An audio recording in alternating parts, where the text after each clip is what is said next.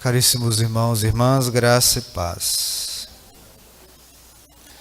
A liturgia de hoje nos chama a atenção, não digo a palavra, mas a missão que é o profeta, de ser profeta. Vamos entender esse significado para a gente compreender qual é também a nossa missão. Vamos entender lá no início, Deus que se revela a um povo, chama esse povo para ser sinal,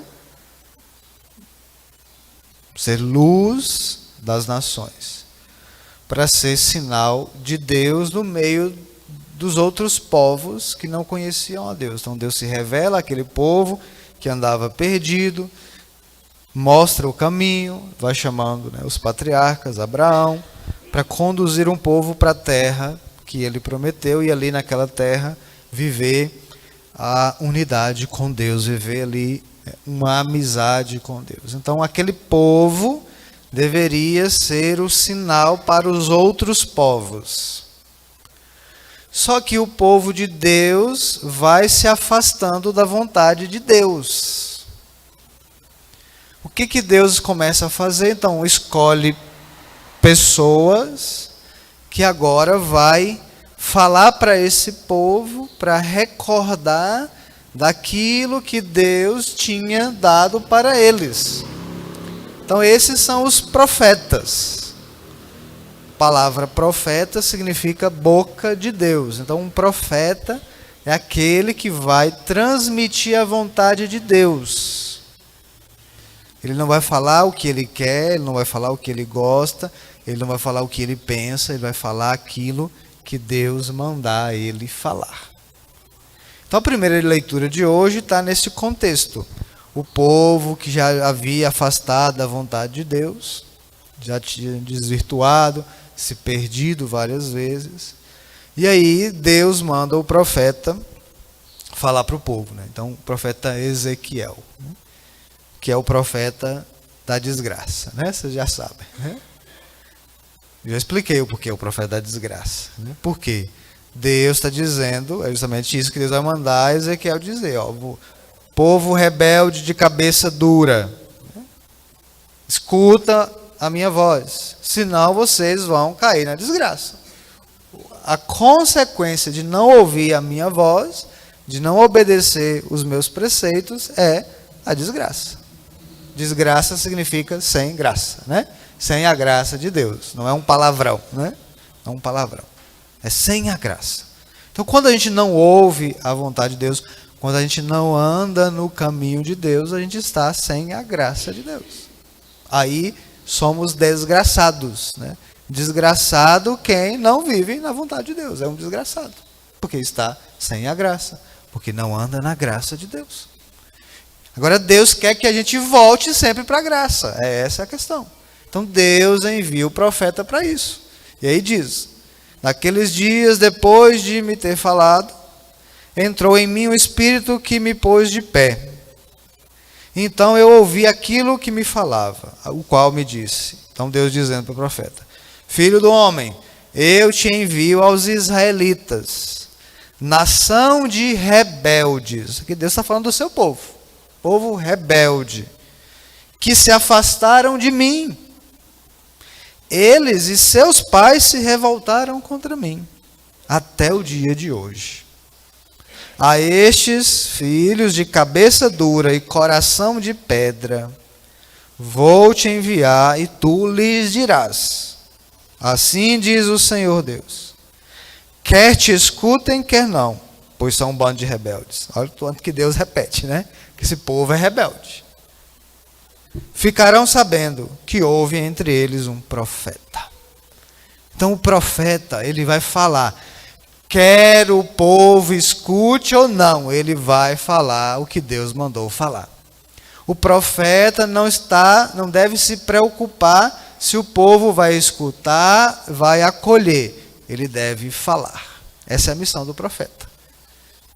Como diz aqui, Quer goste, quer escute ou não, fala. Porque eles vão ficar sabendo que há um profeta entre eles. Ou seja, que a voz de Deus está falando. Deus está falando. Eles são cabeça dura, eles são rebeldes, mas vai lá falar para que ele saiba que eu estou falando, que há um profeta. Então, para não dizer assim, nós estamos perdidos porque ninguém nos avisou. Nós estamos fazendo coisa errada porque ninguém ensinou o que é certo. Não, vai lá falar. Eles não querem escutar, mas fala. Não quer escutar, mas fala do mesmo modo. Assim também devem ser os pais, porque todos nós somos profetas agora. Aqui com Jesus, né? Aí nós damos um passo, né? Um passo bem longo agora, né? Saímos lá do Antigo Testamento, agora vamos até Jesus, dá um passo bem longo. Em Jesus, quando nós somos batizados, nós nos tornamos filhos de Deus.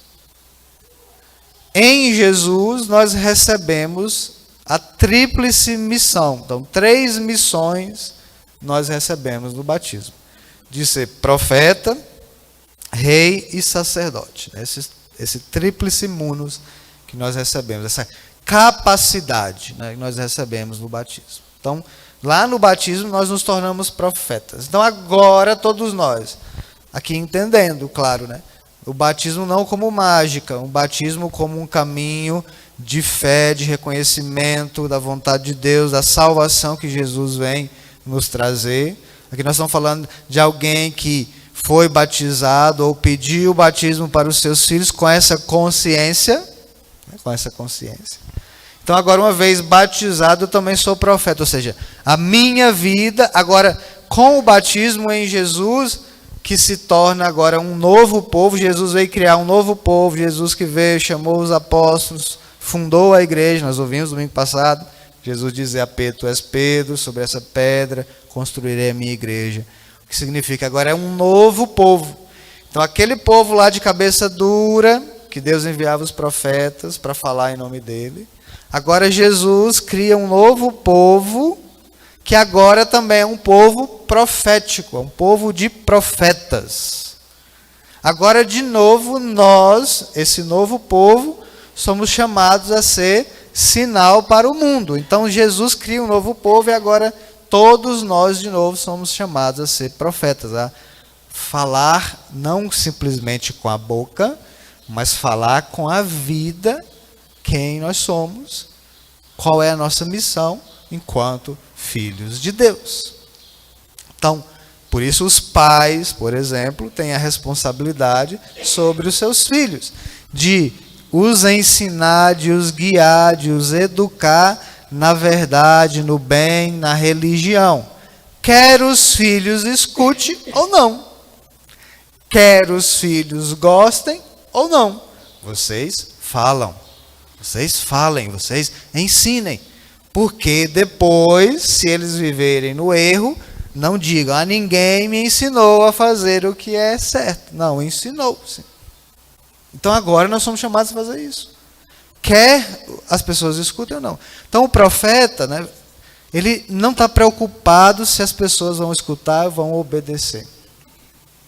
Por quê? Porque quem vai tocar os corações, quem vai converter os corações, é Deus. É Deus. É Deus quem vai fazer as coisas acontecer. Eu já falei que, às vezes, né, eu escuto alguém falar assim, agora as pessoas estão obedecendo o padre, estão mudando de roupa porque o padre falou, né, não está fazendo mais isso porque o padre falou, né? Eu falo assim, quem dera se todo mundo me escutasse. Quem dera essas pessoas, quem dera se fosse assim como todo mundo está falando, né? Ou alguns estão falando, né? Mudou porque o padre falou isso. Quem dera se eu tivesse a capacidade, né, de converter os corações de vocês, seria diferente, né? Mas não sou eu, né? Não sou eu. Eu não tenho capacidade nenhuma. É Deus. A minha parte é falar, a minha parte é ser fiel àquilo que Deus espera de mim. E assim, cada um na sua missão, cada um na sua vocação. Quando a gente, né, em família, começa a querer viver a vontade de Deus, muda alguns hábitos que são errados, né? Muda algumas atitudes, algumas posturas que não agradam a Deus, o que vai acontecer? alguém dizer, olá, agora já quer ser o santinho, quer ser a santinha, agora quer ser o diferentão, agora vai viver diferente. Aí entra o evangelho de hoje, né? Jesus que volta à sua terra. Olha só, Jesus viveu 30 anos em Nazaré. Imagina, né? Jesus, desde criança, cresceu ali em Nazaré. Ficou 30 anos. Conviveu com todo mundo, né? Cidadezinha pequena, conhecia todo mundo, era quase todo mundo parente, igual nos interiores nossos, né? Quase todo mundo é parente, todo mundo conhece todo mundo. Conhece pelo apelido, né? Maria de Joaquina, né? João de Tiana, assim, a gente conhece todo mundo assim, né? Pelos apelidos. Onde é que fulano mora? Eu lembro lá na minha cidade, quando chegavam os entregadores, né, nos comércios, assim, onde é quem que é Domingos de Oliveira Macedo? Aí ninguém sabia quem que era, né? Perguntava na rua, quem que é Domingos de Oliveira Macedo? Ninguém sabia, não. Não, é Mingo lá do Bar Pau Ferro. Aí todo mundo já sabia quem que era, né? Então, assim, todo mundo conhece todo mundo, e pelo apelido, é fulano de ciclano e assim por diante. Mora lá perto, não sei de onde, né? Então, Jesus viveu ali 30 anos em Nazaré, conhecia todo mundo conhecia ele. Depois dos 30, o que acontece? Jesus sai em missão, né? Vai ser batizado por João Batista e começa a pregar, a fazer milagres, a fazer curas, ressuscita pessoas. E a fama de Jesus chega em Nazaré. Sabia? O filho de José, de Maria, filho do carpinteiro, está fazendo milagre por aí. Aí Jesus volta um dia, né, na sua cidade. E ali começa a ensinar na sinagoga, né, a falar de Deus, a falar do reino dos céus. Aí as pessoas ficam admiradas, assim, ficam perplexas. Mas esse aí não é aquele Jesus que cresceu conosco? Ele não é filho de Maria? Não é o carpinteiro? Seus irmãos moram aqui conosco? Quem deu a ele tudo isso? Nós vimos ele crescer. Ele não tem essa capacidade. Quando a gente começa a viver a vontade de Deus, os nossos parentes, os nossos amigos, aqueles que cresceram conosco, que conviveram conosco, que viram os nossos erros, que viram os nossos pecados, começam a dizer assim, eu te conheço? Você é pecador igual eu? Quem é você agora para me falar de Deus? Então, não é capaz de reconhecer que Deus é capaz de mudar uma pessoa. Que Deus é capaz de converter os corações. Então, fica olhando para o passado, né? Ou fica olhando para as coisas puramente humanas. E aí, o coração se fecha para qualquer palavra que alguém vai dizer. Não, mas tem que viver diferente. A palavra se fecha. Aí Jesus diz, um profeta só não é bem recebido em sua terra e entre os seus parentes e familiares. É assim, é assim. Agora, de novo, voltemos lá. Não nos preocupemos se as pessoas vão gostar, se os nossos familiares vão entender. O que cabe a nós agora, enquanto profetas, que com a vida fala de Deus, é sermos fiéis. Sermos fiéis. Se os outros escutarem, ótimo. Mas se não escutarem, não se importe. Não se importe. Viva e não se deixe abater pelas críticas, pela rejeição. Porque se a gente for olhar para o que os outros falam, a gente não vai fazer nada. Agora eu tenho convicção de que o Senhor me chamou, de que o Senhor me chama à conversão, que o Senhor espera de mim, que eu seja o sinal, que eu faça a vontade dEle. Se eu tenho convicção do chamado, aqui que está, né? Então o profeta, e aí cada um de nós enquanto fiéis, não vai temer se as outras pessoas, sejam as que são próximas de nós, ou as que convivem conosco, que vão nos encontrar, que vão conviver ainda conosco, não nos escutar. Porque o profeta não é chamado a ter sucesso. A vida de fé não é uma vida de sucesso. Não, deve ser uma vida de fidelidade. E não é a nossa capacidade, senão a gente vai achar, mas eu não sei falar, mas eu estou fazendo isso, a pessoa... Não é a nossa capacidade. São Paulo disse aí na segunda leitura, ele roga a Deus, né, por uma coisa que está acontecendo, uma coisa que o atrapalha às vezes na missão. Aquilo, então ele pede a Deus que tire dele, e Deus diz assim: basta-te a minha graça, pois é na fraqueza que a força se manifesta. E ele vai dizer lá no final: eu me comprazo nas fraquezas, nas injúrias, nas necessidades, nas perseguições e nas angústias sofridas por amor a Cristo. Então, se eu sei do amor de Deus, não estou preocupado se as pessoas vão gostar do que eu falo, do que eu vivo ou não. É por amor. Eu sofro com isso, mas eu me comprazo com as fraquezas, porque quando me sinto fraco é então que sou forte. Então, nenhum de nós é forte, nenhum de nós tem capacidade para mudar ninguém. O máximo que nós podemos fazer é mudar a nós. Mudar a nós. Preocupe em mudar você. Cada um de nós preocupe em mudar a si, a ser melhor. Cada dia eu preciso me melhorar. Eu preciso ser melhor do que eu fui ontem. É isso. Não preocupe em mudar o outro. A gente vê, infelizmente, né, às vezes as pessoas que são mais fiéis, vêm na igreja e tudo. Padre, mas fulano não muda, lá em casa não muda, meu filho não muda, meu marido não muda, minha esposa não muda. Não muda mesmo não, quem deve mudar é você. Se você está rezando para mudar os outros, para, porque você não vai mudar. Mude você primeiro. Mude você. Somos nós. Deus fala a nós primeiro. Deus sabe das nossas fraquezas, Deus sabe das nossas limitações. Ele não está preocupado com isso, ele já sabe. Agora, eu preciso reconhecer a minha fraqueza para pedir a graça de Deus e aí eu me fortalecer. Agora, se eu acho que eu sou forte, que eu sou capaz de fazer alguma coisa, eu não vou fazer nada, porque eu sou fraco. Então aí Deus diz, né, Jesus diz a São Paulo: preocupa com isso não. É na fraqueza que eu manifesto a minha força. Claro, eu vou entender o poder de Deus quando eu reconheço que eu preciso. Agora, se eu acho que eu sou bom, que eu sou forte, não preciso de conversão, aí eu não preciso de Deus. Então, para que justamente a gente não caia na soberba de achar que a gente é capaz de fazer alguma coisa. Não somos. Então, vivamos a fidelidade a Deus, independente se as pessoas vão gostar, vão ouvir ou não. Eu, enquanto padre, vocês, enquanto pais, na vida de vocês. Façam a vontade de Deus, sempre. Sempre. É isso que Deus espera de nós. Então Deus enviou o profeta lá.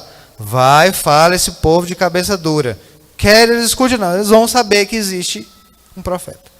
Então as pessoas queiram ou não, mas que a sua vida seja um sinal para eles. Ao menos vão saber, aqui tem alguém que vive a vontade de Deus. Aqui na minha família, aqui no meu trabalho, aqui tem alguém que está fazendo a vontade de Deus. Ainda que aquilo incomode, deixe incomodar. É isso mesmo. Você seja fiel. Então, não é o sucesso. Não espere que as pessoas gostem do modo como você está vivendo. Não espere que as pessoas gostem porque você agora quer ser uma boa católica, um bom cristão, está empenhado em fazer as coisas de Deus. Não espere que as pessoas gostem, porque não vão gostar. Não vão gostar. Não é isso que Deus espera de nós. Deus espera que cada um viva. Agora, cada um de nós sendo profetas, sendo o sinal. Por fim, né, lá na oração da coleta, que diz assim, para a gente entender. Como é que Deus se manifesta? Como é que Deus age? A oração foi assim.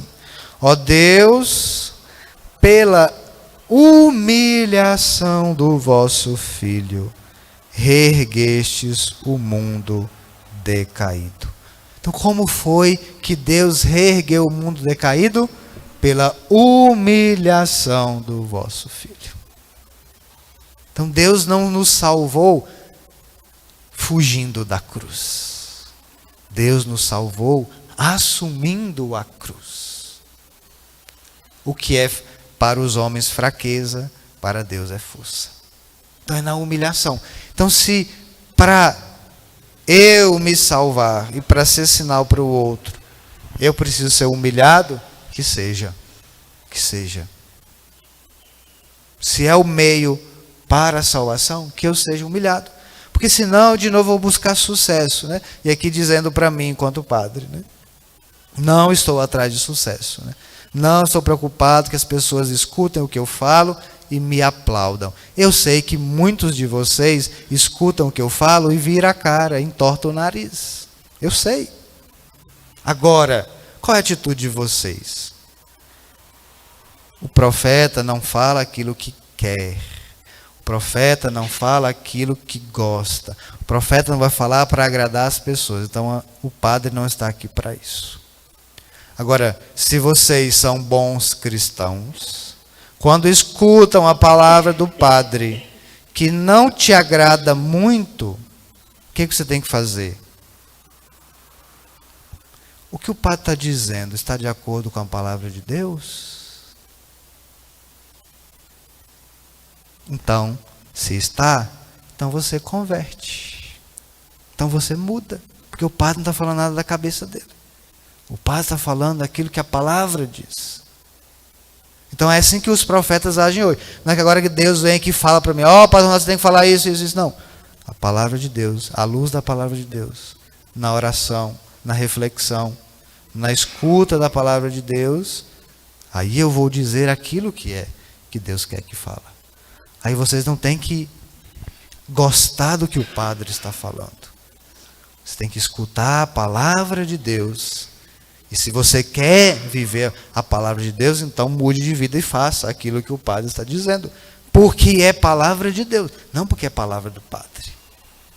Agora, quando vocês não escutam a igreja, né, não escutam o padre, não é o padre em si, não é a igreja em si que vocês não estão escutando. É Deus que vocês não estão escutando. Este povo de cabeça dura, que me rejeita, que não escuta a minha palavra. Não é o profeta que não está escutando, é Deus. Então eu, Padre Ronaldo, vou ficar tranquilo, porque eu estou falando aquilo que Deus quer que eu fale. Se vocês não escutam e não vivem, o problema é de vocês. O problema é de vocês. Eu estou tranquilo com a minha consciência. Não quero que vocês gostem de mim. Não quero. Não espero isso. Eu quero que vocês gostem de Jesus. Quero que vocês amem a Deus. Se a minha palavra ajuda, ótimo. Mas não é para isso. É a palavra de Deus. Então vocês escutem a palavra de Deus. Porque é na humilhação que Jesus reergueu o mundo decaído.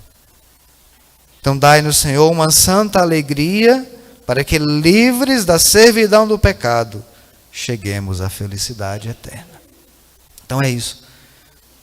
Então vocês também, enquanto pais, enquanto formadores, não se preocupem se as pessoas vão gostar de você. Vivam a fidelidade. Vivam a fidelidade. Deus, na hora certa, vai fazer. Porque quando a gente faz a vontade de Deus e os outros não querem, é a Deus que está rejeitando. Não é a nós.